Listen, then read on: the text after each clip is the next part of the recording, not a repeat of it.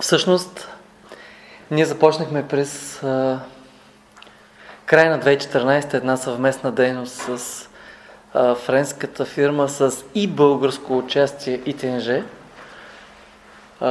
През 2015 осъществихме 3 турнета с тях. Сега беше следващото. За мен беше изключително интересно да установя, че въпреки предложенията, които те имат от различни оперни театри, след първите турнета с нас решиха да продължат работата точно с нашия театър. Знаете, ние сме в една много особена конкуренция с доста оперни театри от Източна Европа. В момента всички ние се борим за хляба, борим се да оцелеем.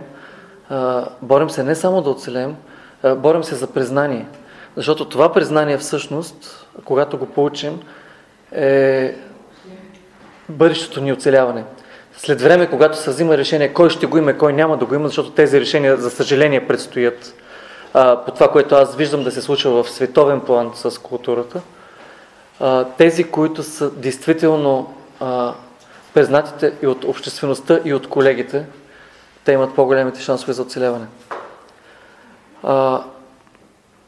Аз имах съмнение дали ще успеем да направим това турне, защото то съвпадна с мартински дни. А ние знаем, че най-големият акцент за русинска опера по принцип през годината е фестивал Мартински дни. Това е абсолютно нормално. Слава Богу, съставът ни е достатъчно голям и с малка помощ от колеги от Плевенския хор успяхме да се разделим на две. Едните от нас ни представиха достойно в рамките на фестивала, а другите ни представиха не по-малко достойно по време на турнето във Франция, Белгия и Люксембург. Другата закачка беше, че всъщност ние заминахме турне с заглавие, което не сме играли от доста време в Русе, операта Бохеми. И честно казано, почвам да си мисля, че може би трябва да поиграем малко повече при нас тази опера, виждайки как реагира публиката там на място на нашите спектакли. Мисля, че ние сме много добре обучени от русинската публика, защото се оказва, че публиката навсякъде другаде реагира много по-бурно от нашата публика на това, което правим. Нашата публика е много по-взискателна, доброжелателна, но взискателна, и това ни кара винаги да се опитваме да дадем още повече и още повече и още повече. И в един момент, когато отидем на други места, където публиката просто се радва на музиката, успяваме винаги да ги изненадваме с едно действително приятно високо ниво. На това турне солисти бяха, освен солисти на нашия театър, също така солисти от Италия, от Франция и от Украйна. Както казах, спектаклите бяха в 3 държави и получихме, разбира се, не се разбирам, но получихме покана и за следващи турнета. Едното всъщност вече беше предварително полууговорено, но сега получихме потвърждение за него. За съжаление, така се случи, че в момента ние сме в изчакване, поради събитията, които се случиха в Брюксел, понеже следващото ни пътуване би трябвало да започне след малко повече от 3 седмици в Белгия. Би трябвало да имаме спектакли на балета Лебедово езеро и на балета Жизел в Антверпен, в Хасел и в Гент, както и един спектакъл в Люксембург. Но сега с тази ситуация, въпреки че колегите на място там твърдят, че нещата се нормализират доста бързо, ние изчакваме становище на Министерството все пак. И да видим какво ще се случи. Нали? Аз вярвам, че нещата ще се нормализират. Още повече, че ако помните, през есента Ние тръгнахме на турне за Франция точно 2 седмици след атентата, който се беше случил в Париж. И истината е, че организацията там е много сериозна и по време на нашето турне вече нямаше никакъв начин човек да се досети какво е било, ужаса, който е бил малко преди това. Тук искам да кажа, че аз го споменах и снощи по време на концерта на закриването на Мартински дни. Аз смятам, че това е една наша много особена и важна роля. Всички тези безумия, които се случват, ние сме част от тези неща, които трябва да се случват насреща, за да бъдат неутрализирани.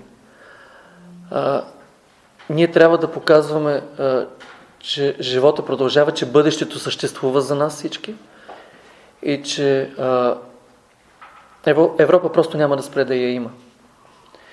И това, което ние представяме, понеже и преди да ставало дума, каква точно е нашата работа, каква е нашата дейност, какво трябва да правим ние?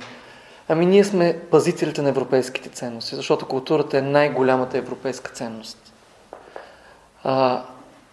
Не са банките, не е икономиката. Ние виждаме какво се случва с държавите, как се срутват, какви икономически сривове има. Голямата ценност на Европа е нейната култура и ние сме тези пазители. И точно това е причината, особено в такива моменти, да продължим. Темата за мен е много актуална, тъй като съвсем наскоро се наложи да говоря и по този въпрос. Аз ще дам само няколко примера. Съжалявам, че се измествам от фокуса на турнето във Франция, но по време на най-големи кризи по света, културата е била тази, която е спасявала, и то музиката в частност особено много. Само ще дам един малък пример с Седма симфония на Шостакович по време на Ленинградската обсада. Или ще дам един пример с оперите на Верди по времето на освобождаването на Италия. Или ще дам пример с това произведение, което изпълних миналата година за първи път у нас, Меса за мир от Дженкинс, във връзка с събитията в Косово. Мога да давам страшно много такива примери. И точно в момента ние сме, може би, по-необходими от всякога. Затова ние продължаваме. Ние продължаваме напред.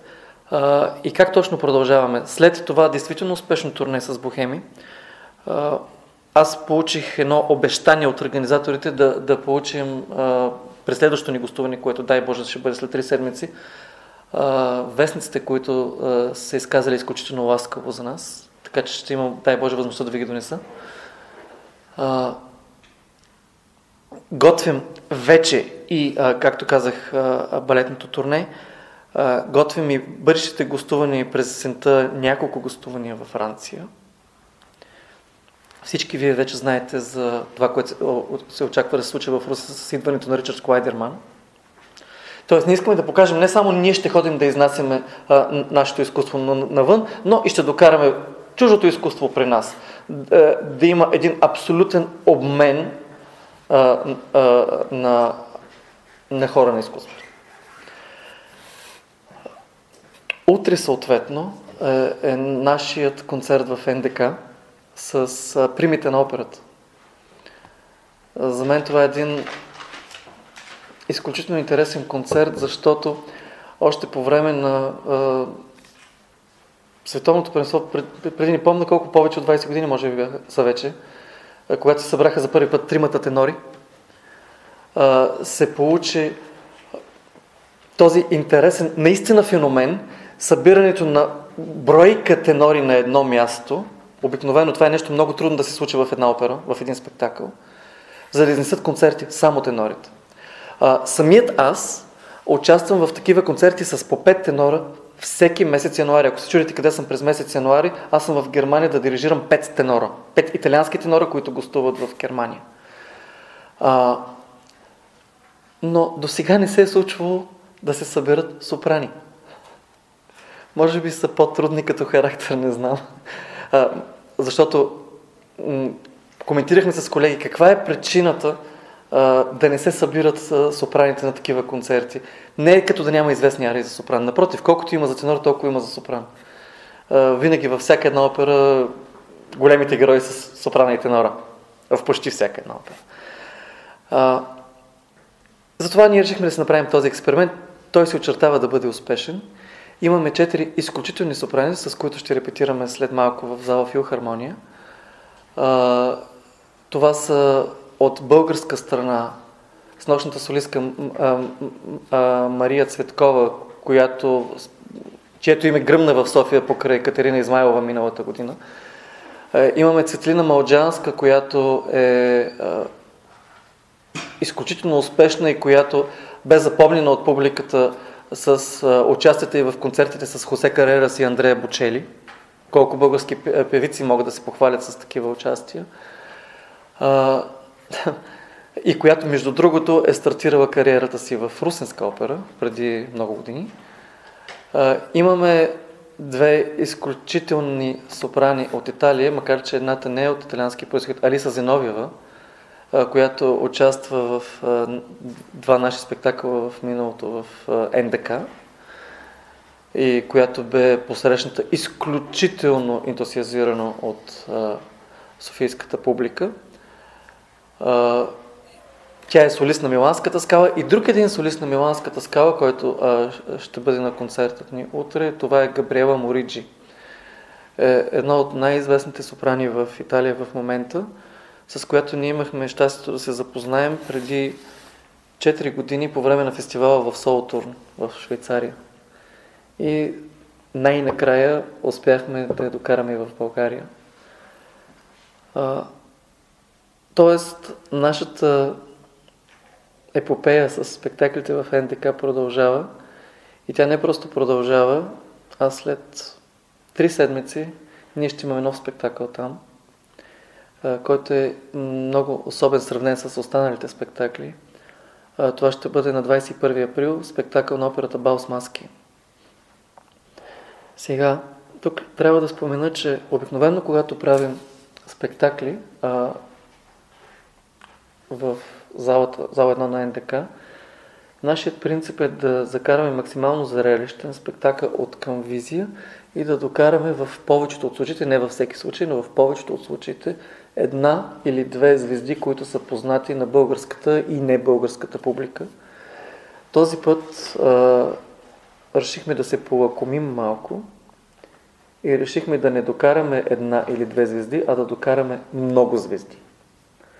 И този спектакъл в НДК ще бъде всъщност някакъв блясък, който на нас лично не ни се е случвало да представяме подобно събитие в България. Само ще кажа, имаме поредица от солисти от Миланската скала, но ще започна отзад напред. В малките роли имаме солисти като Пламен Бейков, Мария Цветкова, в малките роли. Оттам нататък Алиса Зиновиева, Марио Маланини,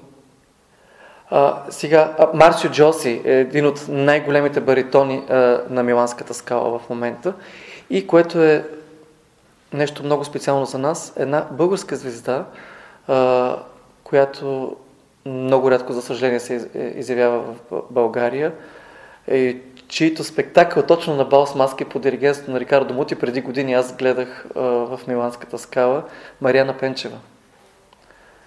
Тоест, ние решихме този път да заложим не на звезда, а на съзвездие. И за мен ще бъде много интересно да видя реакцията на публиката, каква ще бъде, след като те реагират толкова ентусиазирано на това, което сме им представили до сега. Какво би било на спектакъла Бал с маски?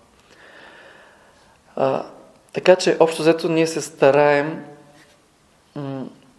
да правим наистина колкото се може повече неща за всеки. Какво друго има? Аз подготвям за есента нещо, което бях обещал преди време, а това е концерт с музика на... Той е един цикъл, който ние започнем преди време, може би се досещате, класиката среща нещо. Тази есен класиката ще срещне Pink Floyd. Честно казано, първият ни такъв концерт ще бъде в Германия през лятото. Ние общо ще го изпробваме пред немската публика и след това през есента ще го представим пред нашата публика. Коментирахме с колеги от състава, че всъщност ние сме много по-притеснени какво представяме в Русе, отколкото какво правим навън. Не знам на какво се дължи. Може би вкъщи е винаги най-трудно. Навън сякаш всичко се случва с лекота, никой няма притеснение, ще се случи ли, няма ли да се случи, ние просто ставаме и го правим. Тук винаги сега, дали няма някъде нещо да се обърка, дали ще успеем да се представим като хората, дали ще ни харесат, как ще реагират. Дори само преди снощния концерт, като наблюдавах вълнението на колегите, а и моето собствено, как ще успеем да завършим фестивала? Ще бъде ли концерта на необходимото ниво? Това са въпроси, които всъщност ние никога не си задаваме, когато ходим на други места, а въпреки това нивото е винаги повече от необходимото. В смисъл, ние се стараем винаги да дадем най-доброто възможно. Надявам се хората да забелязват това нещо. Това не е всичко. В момента подготвяме и няколко предстоящи премиери. До края на годината ще представим 2 малки опери от Почини. Джанис Кики и сестра Анджелика. Освен това, през есента ще възстановим Мадам Бътърфлай, но това ще си говорим, когато дойде.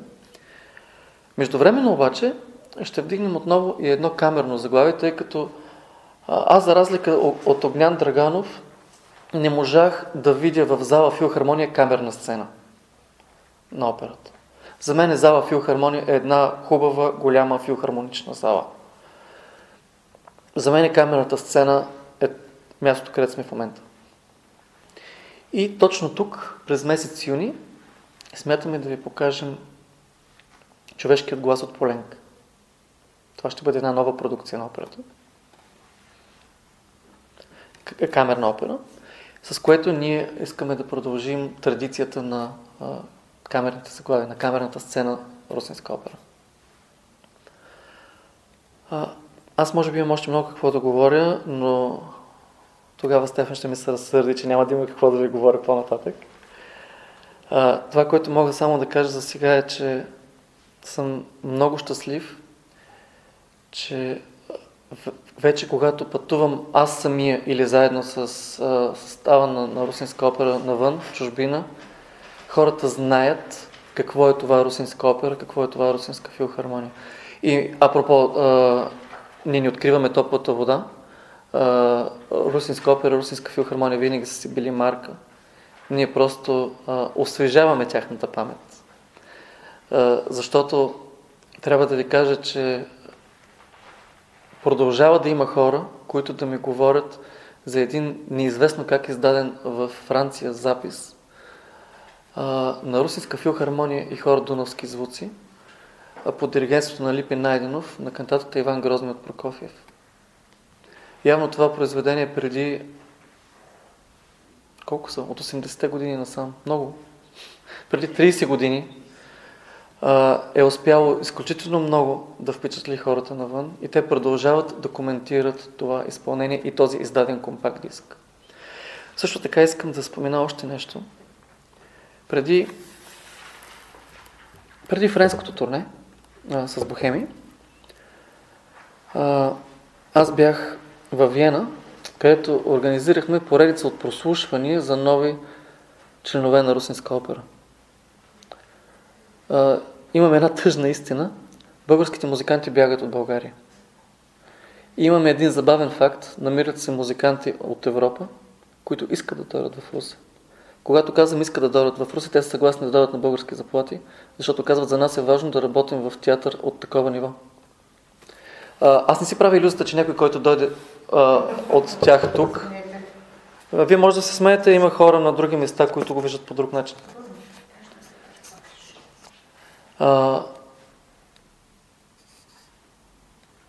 Факт е, че в момента културата в цял свят се намира в криза. Факт е, че хората, които искат да се развиват, търсят място, където наистина да успеят да се развият. Повечето театри в момента се съобразяват с кризата и свиват своята дейност. Ние за сега се борим с кризата, надявам се това да се забелязва. ние се опитваме да правим така, че хората, които идват при нас, максимално да не забелязват тази криза. И в този ред на мисли, по време на това прослушване, на което бях преди френското турне, бях на репетиция, да гледам репетиция на Виенска филхармония с един от най-големите диригенти в света, най-скъпо платения диригент в света, Валери Гергиев. В паузата на репетицията един колега от оркестъра дойде при мен и каза: ела да те запознае с Гергиев. Аз малко се притесних, но отидох с него. И той ме представи и каза: колегата Найден Тодоров работи в Русинска опера. Русе е български град, който се намира на Дунава. В този момент Гергиев го изгледа изключително лошо. Прекъсна го и каза: смятате ли, че аз не знам къде се намира Русе? Разбира се. Работил така. Именно. И интересното е, че той ми разказа с подробности своята работа с Русинска филхармония от преди 35 години, включително с имена. Описа ми залата, как изглежда отвън, как изглежда отвътре, описа ми колко му е харесал града и ми описа срещите си с хората, с Георги Бадев, с Милен Начев. Дори ми говори за оркестър, между другото, негови са думите, че това е един прекрасен оркестър, че аз трябва да съм щастлив, че работя с него. Тоест, какво ли ще е било нивото на Русинска филхармония преди 35 години, за да може един от най-големите диригенти в света все още да помни тази среща? Нищо друго не искам да кажа. Повече 30 години по-късно. Да. Това е от мен. Ако нещо искате да попитате, ако не, се надявам в не много далечно бъдеще да ви изненадаме с някои други хубави новини. Апропо, хубавите новини предстоят след по-малко от месец. За съжаление, аз нямам право да ви говоря за тях. В момента. Ще ви извикам пак. Няма ли да поканите господин Гергиев да посвири с оркестъра след 35? Бих се радвал да го поканя, за съжаление в момента хонорара му е няколко стотин хиляди евро. Ние ще пуснем подписка и стига. Остана с прослушването. Имаме вече избрани. Колко? 3 оркестранти. Какви са ви? На какви инструменти? 2 флейтисти. 1 тромбонист. Една тромбонистка. И 1 арфистка. И? Арфа. Също така имаме и избран кларинет, само че междувременно групата на кларинетите при нас се попълни, така че за момента сме го оставили на изчакване.